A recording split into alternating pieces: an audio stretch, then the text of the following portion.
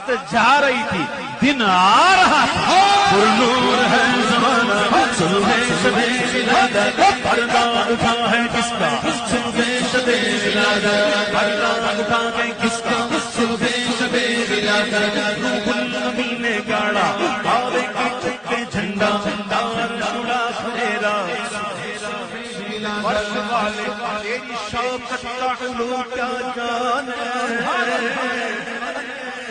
उस रवा अर्श पे उड़ता है तेरा। अस्सलामु अलैकुम वरहमतुल्लाहि वबरकातुहू। तमाम आलम इस्लाम को जश्न ईद मिलादुन नबी खूब खूब मुबारक हो। अल्लाह तबारक व तआला इस ईदों के ईद को तमाम आलम इस्लाम के लिए खुशियों वाली बनाए, हर तरह के फितने फसाद से महफूज व मामून फरमाए। आप जानते हैं कि अल्हम्दुलिल्लाह तमाम आशिकान रसूल आका की विलादत पर खुशी का इजहार करते हैं, अपनी अकीदतों का इरादतों का इजहार करते हैं। मैं एक बात यहाँ पर यह कहना चाहूँगा कि बहुत से लोग ख़ास कर के मीडिया वाले इसको वफ़ात का दिन 12 वफ़ात कहते हैं। गलत है, उनकी ज़बानों को पकड़ो। हम 12 वफ़ात नहीं मनाते, बल्कि हम 12 रबीउल अव्वल मनाते हैं, हम ईद मिलादुन नबी मनाते हैं। मतलब हम आका के, ये तो गैर हमारे ऊपर एतराज़ करते हैं कि ये तो आका के विसाल का दिन है, हालांकि इसमें इख्तिलाफ है, लेकिन अगर विसाल की तारीख भी हो तब भी हमें उससे मतलब नहीं, क्योंकि हम आका का वफ़ात का जश्न नहीं मना रहे, ना हम सोग मनाते, इसलिए कि सोग मनाने की शरीयत में इजाज़त तो है ही नहीं। अगर किसी के लिए गम का, सोग का जिक्र है तो वो 3 दिन तक, उससे ज़्यादा है ही नहीं। और हम तो अपने आका को अल्हम्दुलिल्लाह जिंदा मानते हैं। तू जिंदा है वल्लाह, तू जिंदा है वल्लाह, मेरे चश्मे आलम से छुप जाने वाले। इसलिए 12 वफ़ात ना कहा करें, बल्कि इसको 12 रबीउन नूर कहा करें। इसलिए हम अल्हम्दुलिल्लाह या जश्न ईद मिलादुन नबी कहा करें। तो यही कहते भी हैं, हम आका की विलादत की खुशी मनाते हैं। बहुत से लोग आते हैं इस दिन भी आकर के इस तरह की बकवासें करते हैं कि बताइए ये तो आका की वफ़ात का दिन है तो आपने इस पर खुशी का इजहार कर दिया। तो हम आका के वफ़ात पर कोई खुशी का इजहार नहीं करते, ना आका की वफ़ात पर खुशी और ना गम। क्यों गम इसलिए नहीं मनाते, इसलिए कि हमारे नबी जिंदा हैं, सुभान अल्लाह। हम जो ये 12 रबीउल अव्वल मनाते हैं तो ये आका की मीलाद पर, आका की आमद पर खुशी का इजहार करते हैं। अल्हम्दुलिल्लाह दुनिया भर में ये महफिलें मुनक़िद होती हैं, जुलूस भी निकलते हैं। बहुत से लोग इस तरह की बातें करते हैं कि ये सिर्फ अजम का तरीका, अजम का नहीं है, बल्कि अरब में भी देखो तो बड़े सलीके से निकालते हैं अल्हम्दुलिल्लाह। यमन की एक वीडियो आपने देखी होगी, वो बड़ी वायरल है, बड़े अच्छे अंदाज में अल्हम्दुलिल्लाह उन्होंने जश्न ईद मिलादुन नबी मनाया है और मना रहे हैं। वो आशिकान रसूल अल्हम्दुलिल्लाह हर ज़माने में अपने अपने अंदाज में इसको मनाते आए हैं।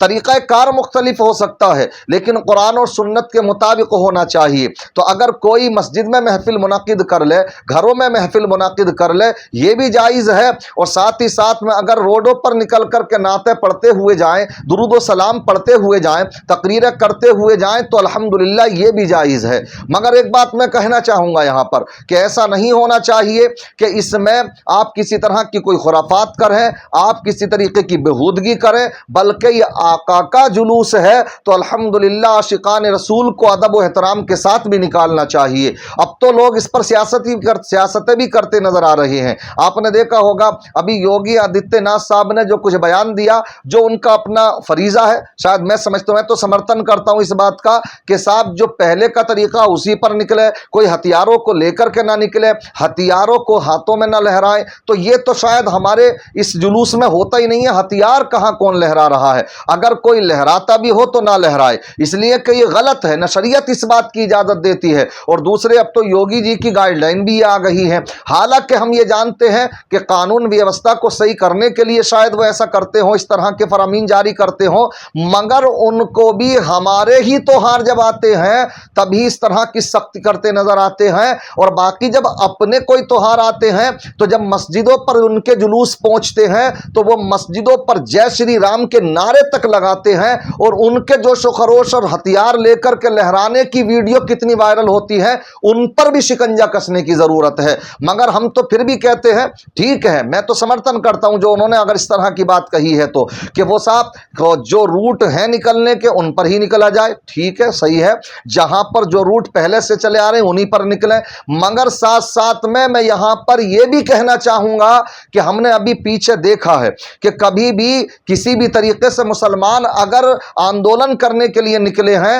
تو غیروں نے اس میں پتھر مار کر کے اس کو فتنے فساد میں مبتلا کر دیا ہے، نفرت کی آگ لگا دی ہے۔ تو اویسی صاحب کا بھی اس کے تعلق سے بڑا پیارا ایک بیان آیا تھا، انہوں نے کہا تھا کہ مسجدوں پر بہترین کوالٹی کے سی سی ٹی وی کیمرے لگانے چاہیے اور ڈرون سے اس کی نگرانی بھی ہونا چاہیے، یہ چیزیں ہمیں کرنا چاہیے۔ ہر جگہ پر جہاں بھی جلوس نکلتے ہیں تو اس کی تنظیمیں اور تحریکیں ہیں، انہیں چاہیے کہ وہ ڈرون کا بھی انتظام کریں، پولیس پرشاسن تو کرتے ہی ہیں مگر آپ اپنے طور پر بھی کریں، تاکہ کسی بھی جگہ پر اگر کوئی ہمارے جلوس میں کسی طریقے کا فتنہ فساد برپا کرنے کی کوشش کرے تو ہم اس کو ناکام کر دیں، اگر کرے بھی تو اصل مجرم کو ہم پکڑ بھی سکیں، یہ ہونا چاہیے۔ اس لیے ان تمام چیزوں کی بھی احتیاط برتنی ہے۔ ساتھ ساتھ میں یہی کہوں گا کہ جلوس جب نکالیں آپ پورا دن نہ نکالیے مگر جتنی دیر بھی نکالیں درود و سلام پڑھتے ہوئے نکالیں،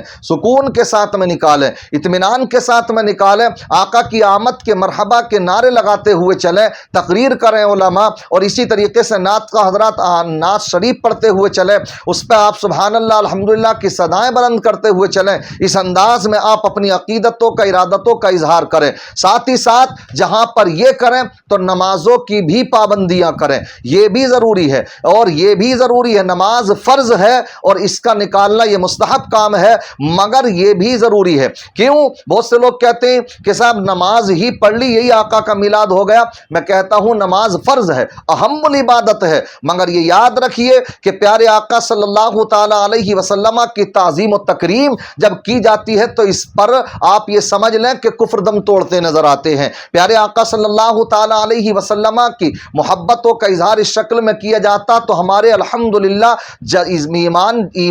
ایمانی حرارتیں ہمارے دلوں میں پیدا ہوتی ہیں، ہمارے ایمانی جذبات ہمارے الحمدللہ سرشار ہوتے نظر آتے ہیں، اس لیے کہ پیارے آقا صلی اللہ تعالی علیہ وسلم جب دنیا میں تشریف لے کر کے آئے ہیں اس وقت میں بھی ہمیں نہیں بھولے، رب حبلی امتی کہتے ہوئے پیدا ہوئے، رب حبلی امتی کہتے ہوئے پیدا ہوئے، حق نے فرمایا کہ بخشا الصلاۃ والسلام۔ الحمدللہ پیارے آقا کی آمد بھی بے مثال ہے۔ اور دوسری بات، وہ لوگ جو طرح طرح کے اعتراض کرتے نظر آتے ہیں اور پیارے آقا صلی اللہ تعالی علیہ وسلم کی اس وقت میں وفات ہی کا ذکر کرتے ہیں اور لانے کی کوششیں کرتے ہیں، یہ تو عالم اسلام کے لیے سانحہ تھا، بہت عظیم حادثہ تھا۔ ہم یہ کہتے ہیں پیارے آقا صلی اللہ علیہ وسلم نے اپنے غلاموں کو پہلے ہی تسلی عطا فرما دی ہے۔ آقا فرماتے ہیں حیاتی خیر لکم و مماتی خیر لکم، میرا دنیا میں رہنا بھی تمہارے لیے بہتر ہے اور میرا دنیا سے وصال کرنا بھی تمہارے لیے بہتر ہے۔ اس لیے آقا بڑی تفصیل ہے، تو جب میرے آقا نے فرما دیا میری حیات ظاہری بھی تمہارے لیے بہتر، میرا دنیا سے جانا بھی تمہارے لیے بہتر، تو یہ کون ہوتے ہیں کہ اس کو عظیم حادثہ قرار دیں؟ اس لیے پیارے آقا صلی اللہ تعالی علیہ وسلم کی آمد پر چرچے کیجئے، اس لیے کہ آقا کی جب آمد ہوئی تو اللہ تبارک و تعالی نے حضرت جبریل کو 70,000 یا 1,70,000 فرشتوں کے ساتھ میں مبارکباد پیش کرنے کے لیے بھیجا۔ سبحان اللہ، ایک جلوس ہی تھا، اس لیے خوشی کا اظہار آپ شریعت کے دائرے میں کریں، وہ میلاد پاک کی محفل بھی منعقد کر کے کر سکتے ہیں، گھروں میں صلاۃ و سلام کی محفلیں منعقد کریں، درود و سلام کی محفلیں سجائیں، بچوں کو لے کر کے بیٹھیں، اسی طریقے سے جلوس میں لے کر کے چلیں، ادب کے ساتھ میں نکلیں اور کسی بھی طرح کی کوئی بھی ہردنگ بازی نہ کریں۔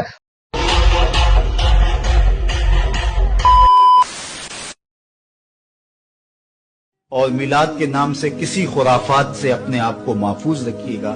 یہ دھوم دھڑکے، یہ ڈھول باجے اور یہ رسے باندھ کر کے راستوں کو بلاک کر کے لوگوں کو اذیت پہنچانا، یہ میرے نبی کا طریقہ نہیں ہے۔ خوبصورت انداز سے گھروں میں درودوں کی محافل سجائیے گا، اپنے بچوں کو بٹھا کے سونے محمد پہ درود پڑھیے گا، مساجد میں حضور کے ذکر کی محافل کیجیے گا، صدقہ و خیرات کیجیے گا، اپنی ہمسائیگی پر، اپنی رشتہ داری پر غور کیجیے گا۔ آپ کوئی بھی چیز تقسیم کریں ہاتھوں میں تقسیم کریں، اس کو چھتوں سے ہی نہ گرائیں کیونکہ یہ کھانے کی بے حرمتی ہے۔ ساتھ ساتھ میں جو بھی آپ تقسیم کریں ہاتھوں میں دیں، اور یہاں پر جو بھی نعتیں پڑھی جائیں تو سلیقے سے ان کو سنا جائے، سبحان اللہ الحمدللہ کی صدائیں بلند کی جائیں، اور اس طرح کی نعتیں کہ جن پر بہت زیادہ میوزک ہوتا تو ان کو بھی نہ بجایا جائے۔ اور ساتھ ہی ساتھ میں یہاں پر ایک پیغام اور دینا چاہوں گا، وہ یہ کہ ہم الحمدللہ پیارے آقا کے نالین پاک کے نقش بھی اپنے ماتھے پر لگاتے، سر پر لگاتے ہیں، جیبوں پر لگاتے ہیں، جھنڈے بھی لگاتے ہیں،